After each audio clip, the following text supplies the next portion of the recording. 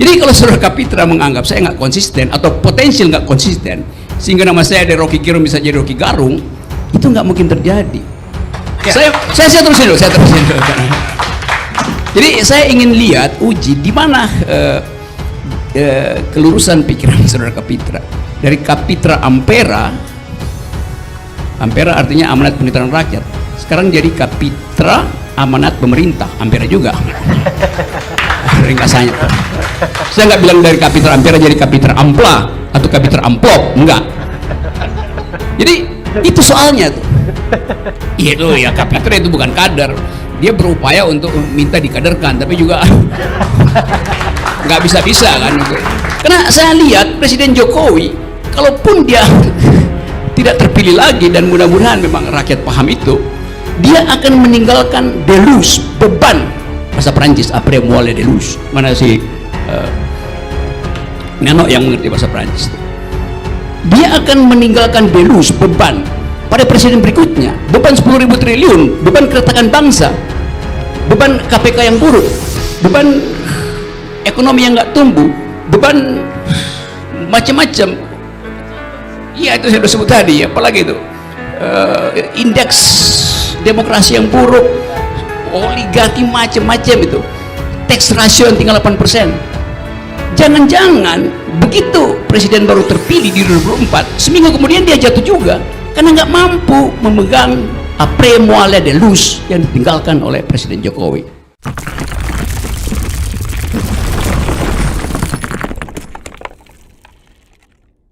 Oke, saya cari akal dulu ya. Saya memang pengkritik kekuasaan itu, bukan pengkritik negara. Pak Harto jelas, saya bawa mahasiswa saya buat demo 98 di Semanggi itu. Waktu itu Brimob kejar kita, saya masuk ke parkiran Atmajaya, lantai dasar itu, terus kita lompat kena peluru karet.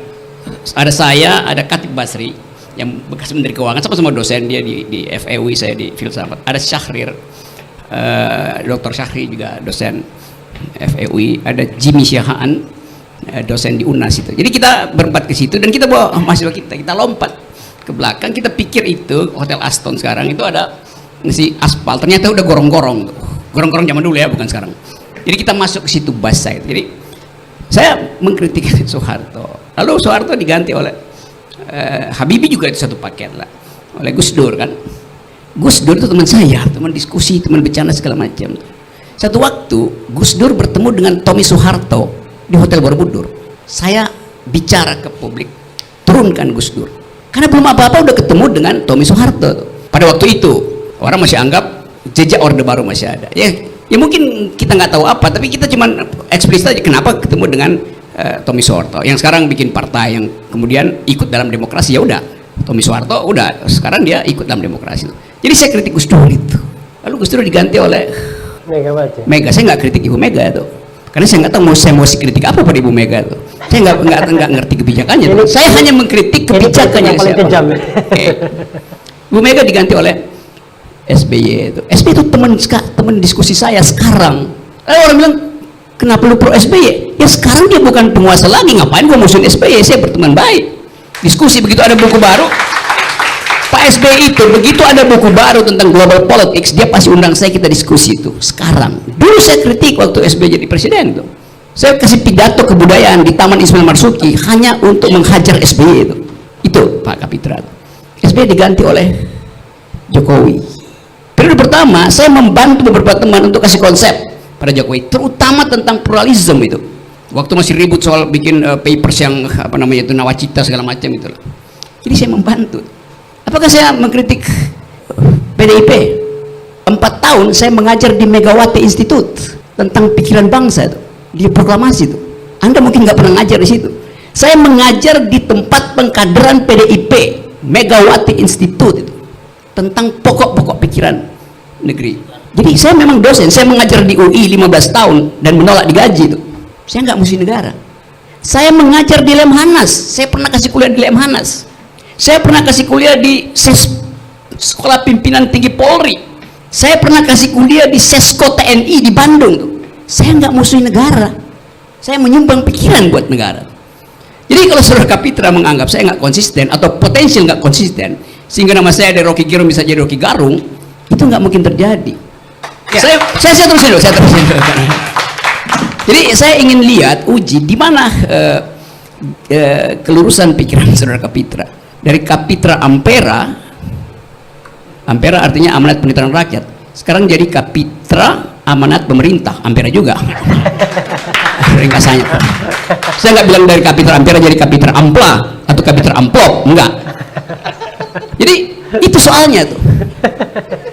Sekarang kita bicara tentang masa depan, karena itu kritik harus terus diucapkan demi masa depan, supaya tercegahlah doktrin yang sangat mungkin berlaku sekarang yang disebut oleh Raja Louis XV, après moi les déluges. Setelah saya akan ada kekacauan, karena saya lihat Presiden Jokowi, kalaupun dia tidak terpilih lagi, dan mudah-mudahan memang rakyat paham itu, dia akan meninggalkan déluge, beban, bahasa Perancis après moi les déluges. Mana sih Nano yang mengerti bahasa Perancis itu? Dia akan meninggalkan déluge, beban pada presiden berikutnya, beban 10.000 triliun, beban keretakan bangsa, beban KPK yang buruk, beban ekonomi yang nggak tumbuh, beban macam-macam. Iya, itu saya sudah sebut tadi, apalagi itu indeks demokrasi yang buruk, oligarki macam-macam itu, tax ratio yang tinggal 8%. Jangan-jangan begitu presiden baru terpilih di 2004, seminggu kemudian dia jatuh juga karena nggak mampu memegang après moi les déluges yang ditinggalkan oleh Presiden Jokowi. Saya ingin mengatakan bahwa Rocky tetaplah menjadi batu karena dia tidak pernah berubah. Karena dia pernah mengatakan kalau tidak ada perubahan itu adalah batu. Saya tidak tahu, mungkin Rocky menjadi cadas lebih kuat dari batu. Tetapi saya ingin mengatakan bahwa ada sikap-sikap demokrasi yang selalu emang kita tidak harus berubah.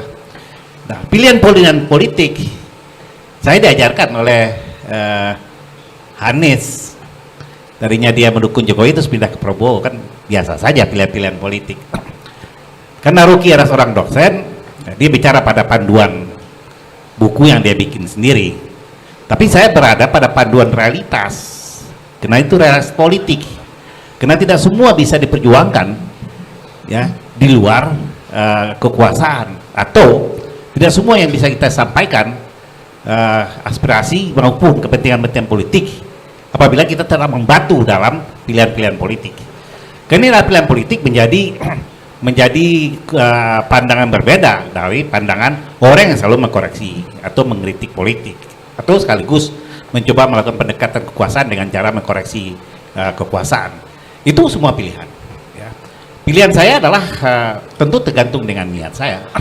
Pilihan saya adalah bagaimana menjaga keseimbangan antara realitas politik dan imajinasi politik yang selalu disampaikan di luar wacana politik, di luar medan politik sendiri. Untuk itu menjadi pilihan kita semua, termasuk pilihan Rocky. Nah, kalau saya katakan Rocky itu berubah, ya, tentu dia tidak lagi menjadi Rocky yang konsisten dan buku panduannya, tentu kan berubah lagi. Nah, karena dia bukan masuk dalam pilihan-pilihan politik, dia adalah orang yang mengkoreksi ya, kekuasaan. Tapi bagi kita itu pilihan manusia. Dan saya tentu tidak bisa juga mengiring Rocky untuk masuk PDI, karena itu bukan pilihan dia. Terima kasih. Oke, ya. Tadi kita pesimis dengan debatnya karena katanya nggak lanjut. Iya. Tapi jangan salah, bisa saja Rocky Rizik, ya kan? Rocky Rizik, Habib Rocky Rizik. Jadi sobat dan kerabat semua, acara ini yang penting bisa memelihara akal sehat kalau dalam perspektif Rocky. Cuma memang acara ini akan berlangsung terus tergantung dua perspektif. Perspektif politik, apakah ada ruang kebebasan terus-menerus, dan perspektif ekonomi, apakah ada modal untuk menyelenggarakannya terus-menerus. Kalau istana mau ngomong Habib Rizik hari ini, siapapun yang bicara di situ itu akan berupaya untuk baik-baikin Habib Rizik tuh. Udah begitu sinyalnya tuh, selalu begitu keadaannya. Apalagi ini seolah-olah besok ini udah mau pemilu tuh, semua orang udah pasang taruhan nih siapa yang akan diajukan oleh PDIP itu. PDIP udah kehilangan, udah nggak ada kader di situ kan terlihat betul bahwa PDIP sebagai kader partai yang lama itu nggak ada kadernya, gagal melakukan kaderisasi minimal tuh. Iya loh ya, Kapitra itu bukan kader. Dia berupaya untuk minta dikaderkan, tapi juga nggak bisa-bisa kan itu. Jadi saya lihat begitu tuh. Kita lihat KSP kehilangan aura. Orang udah anggap KSP ini kayak toko kelontong yang udah nggak ada pelanggan itu. Karena jualannya udah nggak ada. Jadi undang ngomong aja udah nggak bisa itu. Jadi kehilangan aura kekuasaan yang kehilangan aura, dia akan pakai cara-cara atau represif atau negosiasi itu. Jadi kita lihat minggu ini atau bukan minggu ini, besok aja tuh kita lihat apakah besok aura kekuasaan masih bisa dipertahankan dengan pembangkangan 700 orang karyawan KPK. Saya sebut pembangkangan karena itu memang hak moral mereka untuk membangkang karena terlihat tidak adil. Lalu ya cuma 700 orang tuh, yang separuhnya enggak. 700 orang itu artinya seluruh masyarakat sipil ada di belakang mereka tuh. Jadi moral itu yang juga sedang dipersiapkan untuk membela Habib Rizik gitu. Jadi Habib Rizik akan bertahan karena didukung oleh civil society yang dasarnya adalah moral. Bung Kapitra, bagaimana? Tadi disinggung-singgung soal PDIP ya. Beliau bukan kader tapi minta dikaderkan. Kita kalau mengikut imajinasi Rocky tentu tidak berpijak di tanah. Kita biarkan aja Rocky mengawang dulu dengan halusinasi imajinasinya. Kadang-kadang itu juga bermanfaat buat menghibur kita kan. Tetapi secara filosofis tentu ada kebenaran juga yang disampaikan Rocky. Bagaimanapun pijakan moral itu menjadi ukuran kita sebagai manusia. Antara hakim, jaksa, dan kekuasaan. Kenapa? Karena Habib Rizik adalah faktor yang bisa mengubah konstelasi politik yang sekarang memang lagi turbulen konstelasinya kan. Jadi kita mau lihat itu kan secara lebih makroskopis itu. Saya kira itu dulu sebelum berlanjut keterangan-keterangan aneh dari saya.